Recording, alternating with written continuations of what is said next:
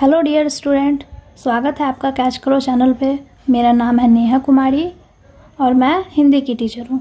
जैसा कि आपको पता है कि कई वैकेंसियाँ आई हैं जिसमें हिंदी भी शामिल है, तो उन्हीं एग्ज़ाम के पैटर्न को देखते हुए मैं हिंदी की क्लासेस शुरू कर रही हूँ। ये क्लास सभी तरह के परीक्षा के लिए उपयोगी है जिनमें भी हिंदी शामिल है। जैसा कि आपको पता है कि सिविल कोड की परीक्षा आने वाली है 2023 में, जिसमें 35 नंबर का हिंदी है। तो चलिए पहले मैं आपको सिलेबस दिखाती हूँ।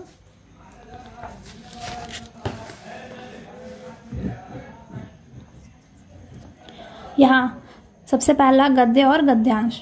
गद्य हो गया आपका कहानी से रिलेटेड क्वेश्चन, जिसमें कहानी या फिर उसके लेखक के बारे में आपको पूछा जाता है। गद्यांश, जो आपको पता होगा, एक पैराग्राफ दे देता है और उससे रिलेटेड 5 से 6 प्रश्न आपको पूछे जाते हैं। दूसरा है अव्यय और प्रत्यय, जो शब्द के शुरू में और अंत में लगता है। संज्ञा और सर्वनाम, संधि विच्छेद, छंद अलंकार, समानार्थी शब्द, विलोम शब्द, मुहावरे, समास, कारक, पुस्तक और लेखक, पत्र लेखन, निबंध तथा शब्दकोश। सिविल कोड परीक्षा में जो प्री का ये सिलेबस दिया हुआ था उसमें सिर्फ हिंदी लिखा हुआ है और सिलेबस को अच्छे से डिस्क्राइब नहीं किया हुआ है, इसलिए हमें हिंदी में सारी चीज़ें पढ़नी होंगी।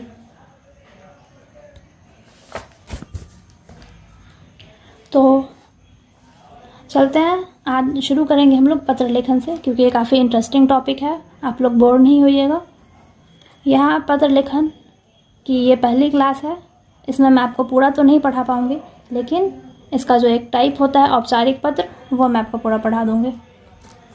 तो शुरू करते हैं पत्र लेखन। सबसे पहले आपको ये याद रखना है कि पत्र हमारा बहुत ही अच्छा लगना चाहिए, दिखने में बहुत अच्छा होना चाहिए और साफ़ सुथरे पेज पे होना चाहिए। पत्र लिखते समय हमें निम्नलिखित बातों का ध्यान रखना चाहिए। पहली बात, सामने वाले के लिए सम्मान और शिष्टाचार तथा आदर युक्त शब्दों का इस्तेमाल करना चाहिए। आप हमेशा ऐसे शब्द का इस्तेमाल करें जैसे आप अपने बड़ों के लिए करते हैं। अपनी भावनाओं को इस तरह व्यक्त करें कि पढ़ने वाला भावुक हो जाए और ध्यान से पढ़े। कई बार ऐसा होता है कि सामने वाला व्यक्ति पत्र देखता है और वो थोड़ा सा पढ़ करके हटा देता है, लेकिन हमें इस बात का ध्यान रखना है कि आपका पत्र काफ़ी ज़्यादा सुंदर होना चाहिए और ऐसे शब्द हो कि सामने वाला उसे पढ़े ही पढ़े। तीसरा इसमें है सरल भाषा का उपयोग करें। अगर आप काफ़ी जटिल भाषा का उपयोग करते हैं तो सामने वाले को समझ में नहीं आता है और उसे वो दोबारा पढ़ना पड़ेगा, और दोबारा पढ़ना कोई नहीं चाहेगा। इसलिए जितनी सरल भाषा होगी उतना सामने वाले को जल्दी समझ में आएगा। पत्र लिखने के बाद एक बार दोबारा पढ़ें। ये आपके सेटिस्फेक्शन के लिए है कि आप पूरी तरह से अगर पत्र लिख दिए हैं तो उसे एक बार दोबारा पढ़ें, ताकि आपको उसमें जो त्रुटियां हो वो मिल जाए। इसके बाद पत्र में लिखा गया पता साफ सुथरा हो। अगर हम लोग ओरिजिनल किसी को पत्र भेजते हैं तो पता क्लियर होना चाहिए, ताकि भेजने वाले को दिक्कत ना हो। और यहाँ तो हम लोग एग्ज़ाम के लिए लिख रहे हैं, तो यहाँ भी इस बात का पूरा ख्याल रखेंगे। पत्र ना तो बहुत छोटा हो और ना ही बहुत बड़ा हो, ये बात आपको पता होगी। हमेशा साफ सुथरे कागज़ पर ही लिखना चाहिए। जैसे कि आपको पता है, हमें स्कूल में सिखाया जाता था कि प्लेन पेपर पे लिखे लाइन वाले कागज़ पे कभी भी पत्र नहीं लिखना चाहिए। मुख्य बातों को पहले लिखें। आप जो बात कहने जा रहे हैं सामने वालों को, वो बात स्टार्टिंग में लिखें और कुछ अन्य बातों से उस पत्र को ख़त्म करें। विराम चिन्हों का उपयोग करें। आपको पता है विराम चिन्ह किसी भी भाषा के लिए कितना उपयोगी होता है। विराम चिन्ह का गलत उपयोग करके अर्थ का अनर्थ हो सकता है।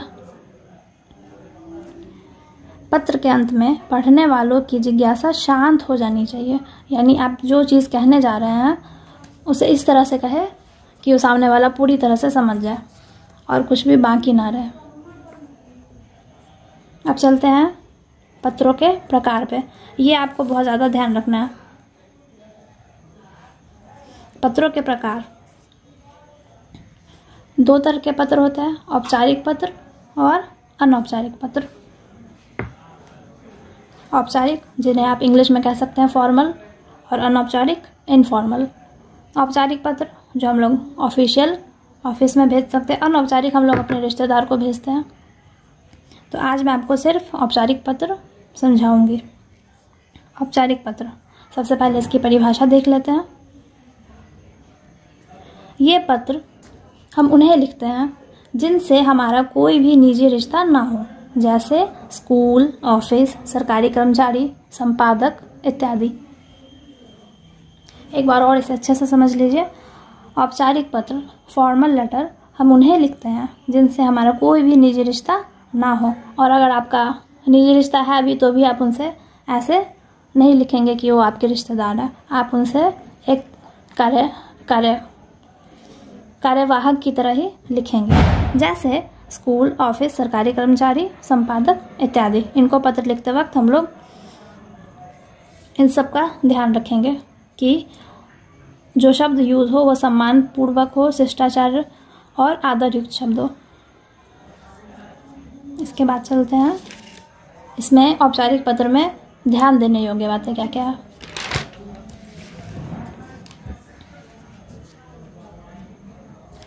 औपचारिक पत्र लिखते समय ध्यान देने योग्य बातें। पहला, औपचारिक पत्रों को बहुत ध्यान से लिखा जाता है। जैसा कि मैंने आपको पहले बता दिया कि औपचारिक पत्र है, या आप अपने रिश्तेदार को नहीं लिख रहे हैं, या आप किसी कर्मचारी को लिख रहे हैं। इन पत्रों को बहुत ध्यान से लिखा जाता है, सरल और स्पष्ट भाषा में। परीक्षा में पत्र लिखते समय स्थान के नाम पर परीक्षा हॉल, और अगर आप इंग्लिश में लिख रहे हैं तो एग्जामिनेशन हॉल, और नाम के जगह पर अपना नाम लिखना चाहिए। पत्र को एक ही पेज में लिखने की कोशिश करें। ये गलती छोटे बच्चे अक्सर करते हैं कि वो पत्र को 2 पेज में लिखते हैं, जिसमें से उनका एड्रेस दूसरे पेज में होता है और मुख्य बातें अलग पेज में होती है, जिससे पत्र दिखने में अच्छा नहीं लगता है। लेकिन हम लोग बड़े हैं, हम लोग पत्र को एक ही पेज में लिखने की कोशिश करेंगे। और मैंने आपको पहले बताया है पत्र लिखने का तरीका। पत्र ना तो बहुत बड़ा हो और ना ही छोटा हो। तो अगर मीडियम साइज का पत्र होगा तो आपका एक पेज में आ जाएगा। पत्र की शुरुआत में पत्र के बाईं ओर क्या लिखते हैं? सेवा में।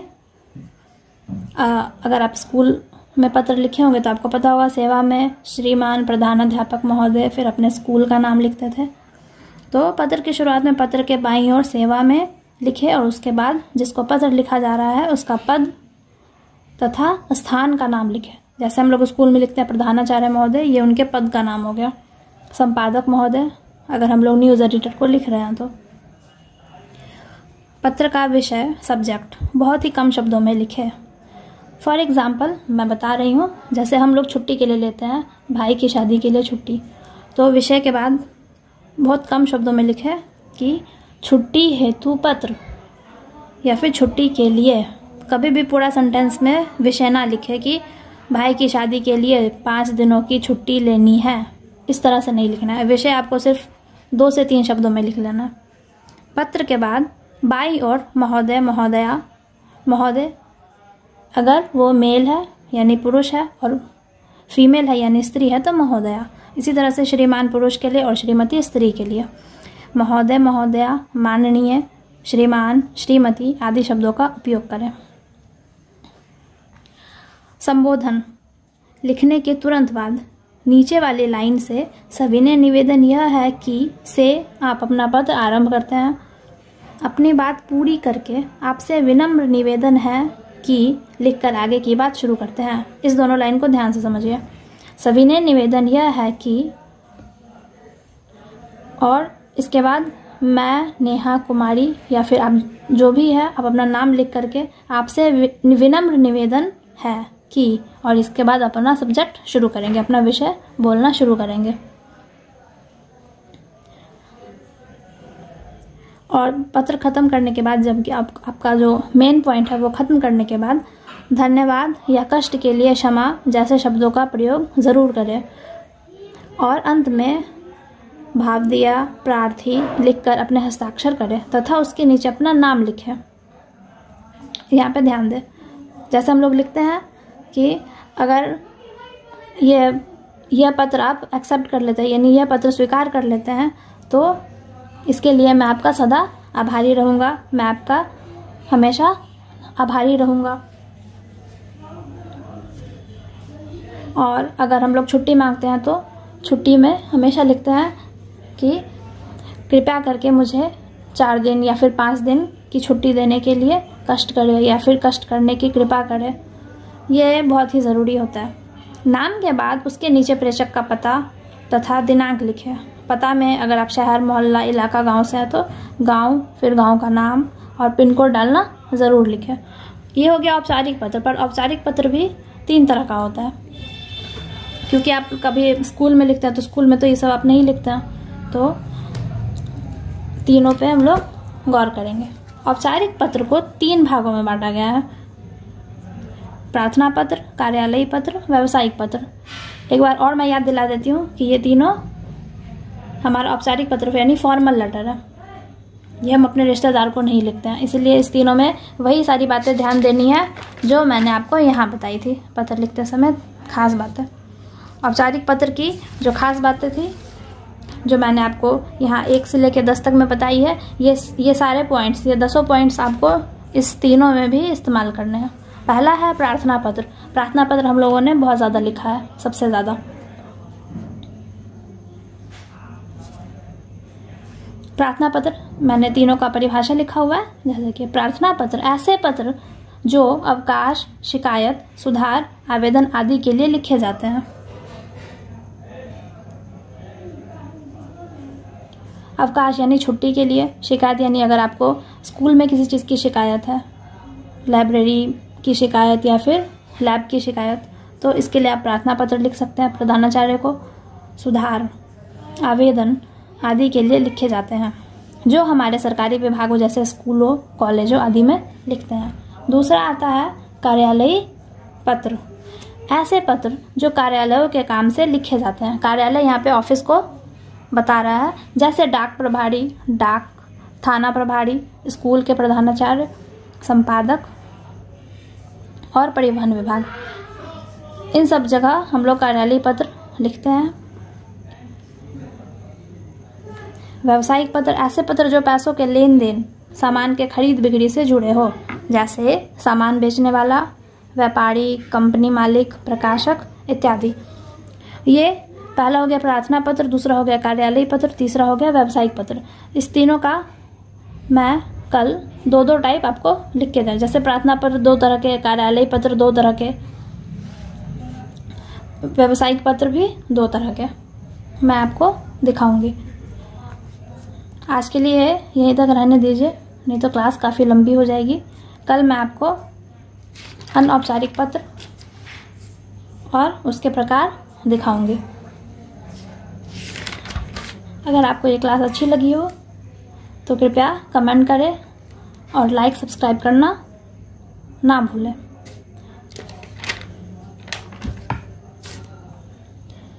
और अगर आपको इसका PDF चाहिए तो डिस्क्रिप्शन में आपको वीडियो और इसका PDF मिल जाएगा। तो तब तक के लिए बाय बाय।